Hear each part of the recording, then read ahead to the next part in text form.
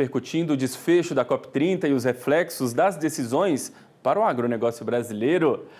Agora eu converso, então, ao vivo com o pesquisador e ex-presidente da Embrapa, Celso Moretti, que está com a gente aqui presencialmente no nosso estúdio. Primeiramente, seja muito bem-vindo. Obrigado pela participação com a gente. Tudo bem?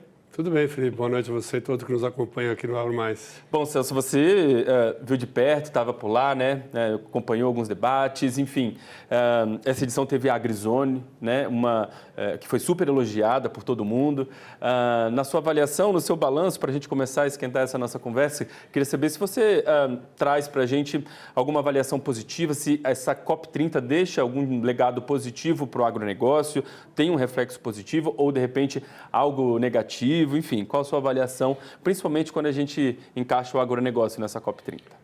Olha, Felipe, eu acho que foi uma COP que, quando você pensa no cenário geral, avançou muito pouco nas discussões, nos debates, né? Quando a gente pensa em financiamento, né? Quando a gente pensa em redução das emissões, né? O que eles chamam de NDC, e quando a gente fala também sobre a questão dos combustíveis fósseis que ficaram de fora, né, do texto final. Agora, falando especificamente do agro, né, respondendo diretamente a sua pergunta, eu vejo como muito positivo o que eu vi lá em Belém. Né? A Embrapa realmente, não é porque eu, enfim, né, sou da casa e estou lá há quase 31 anos, mas a AgriZone, né, foi uma grande inovação, quer dizer, todas as COPs anteriores, né, nós temos lá a Zona Azul, que é a Blue Zone, a Zona Verde, que é a Green Zone, né, e foi assim em todas as COPs anteriores. E nesse ano, a Embrapa, em parceria com outras organizações, criou a AgriZone, né, que era um local onde várias instituições, várias organizações, não só a Embrapa, tinha ali uma vitrine, né, para mostrar para o mundo, né, que o agro, principalmente o agro brasileiro, ele é parte da solução e não parte do problema das mudanças climáticas. E sabe o que mais, Felipe? Uma coisa que me impressionou, além do próprio stand lá da AgriZone, né, como eu disse,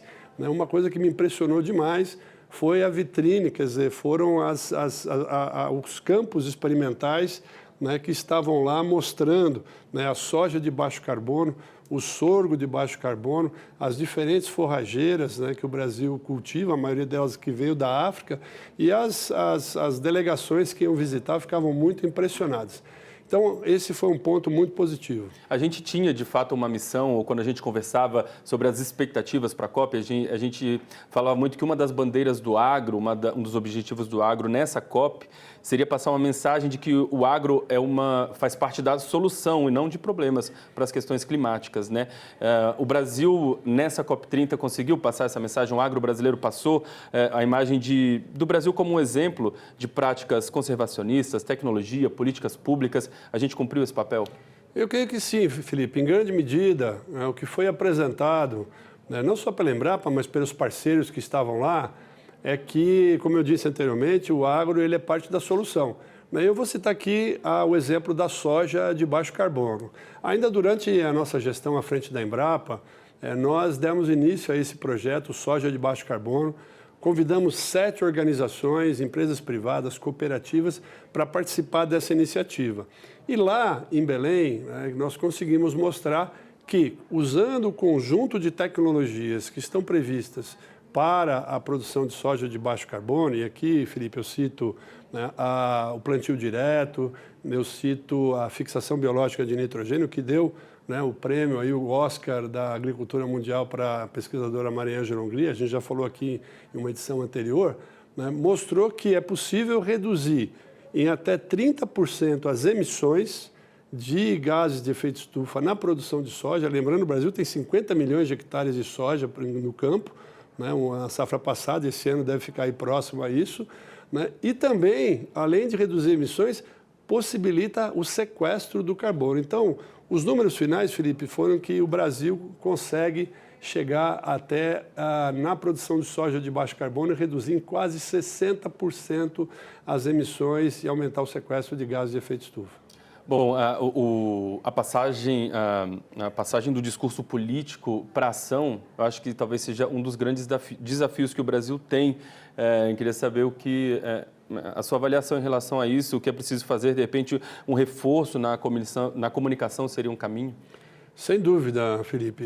Esse é um ponto que eu tenho advogado há bastante tempo, né, não só como gestor, mas como comunicador, né, que sou do agro, desse agro sustentável, desse agro competitivo, desse agro resiliente, né, que nós precisamos, né, assim como o nosso produtor tem feito o seu trabalho, tem feito o seu papel em levar à frente uma agricultura resiliente, uma agricultura sustentável, nós precisamos trazer isso para o nível político, para o nível da ação, né, dos legisladores, da ação do Congresso Nacional, da ação do Executivo.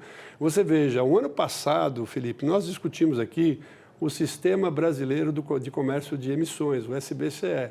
Isso foi aprovado na Câmara e no Senado e precisa ser regulamentado, está esperando a regulamentação. Então, esse é apenas um exemplo de pontos que precisa sair, né, do discurso para a ação. O nosso produtor, né, os nossos, enfim, heróis do campo, né, estão fazendo isso já. E a gente precisa que o Executivo, o Legislativo e até o Judiciário, às vezes, também partam para a ação. Bom, e agora, quais são as agendas pós-COP que devem ganhar força na sua avaliação? Talvez aí você estava conversando sobre isso, estava falando sobre isso, e eu imagino que buscar uma validação de modelos de produção que gerem valor no clima, na natureza, talvez seja uma dessas agendas pós-COP30. Eu vejo, Felipe, que tem um conjunto de ações, de agendas que precisam ser levadas à frente para o agro, pós-COP30. Né? Acho que ficou muito claro que o Brasil, para nós já sabemos isso há muito tempo, mas o mundo viu que o Brasil ele deixou de ser meramente um produtor de commodities para se tornar um produtor de alimentos, fibras e bioenergia em sistemas agroflorestais e sistemas integrados, né, que permitem sustentabilidade e resiliência aos sistemas produtivos de maneira geral.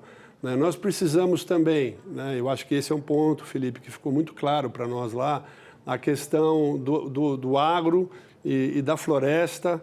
Né, a floresta em pé está mais do que provado que vale muito mais do que a floresta deitada. O Brasil ainda tem problemas de desmatamento ilegal e desmatamento irregular. Né? O Brasil tem o Código Florestal, já falei aqui várias vezes, uma das políticas mais restritivas de expansão da terra, de uso da terra, né? Mas nós precisamos ter uma maneira muito clara de agregar, de trabalhar junto a produção de alimentos, fibras e a proteção dos sistemas florestais, trazendo isso, inclusive, para sistemas integrados, né? Como eu disse aqui, integração lavoura, pecuária e floresta. Muito bem, Celso. Eu quero agradecer demais a gentileza de ter conversado com a gente aqui, apresentado um pouquinho desse balanço da COP30. Na sua avaliação, a gente tem repercutido com todo mundo. É importante a gente trazer também a sua avaliação em relação a essa COP30, né, que aconteceu em Belém, foi encerrada no último sábado. Mais uma vez, muito obrigado, viu? A gente volta a conversar muito em breve. Obrigado, Felipe. É um prazer estar aqui com você. Valeu. Agora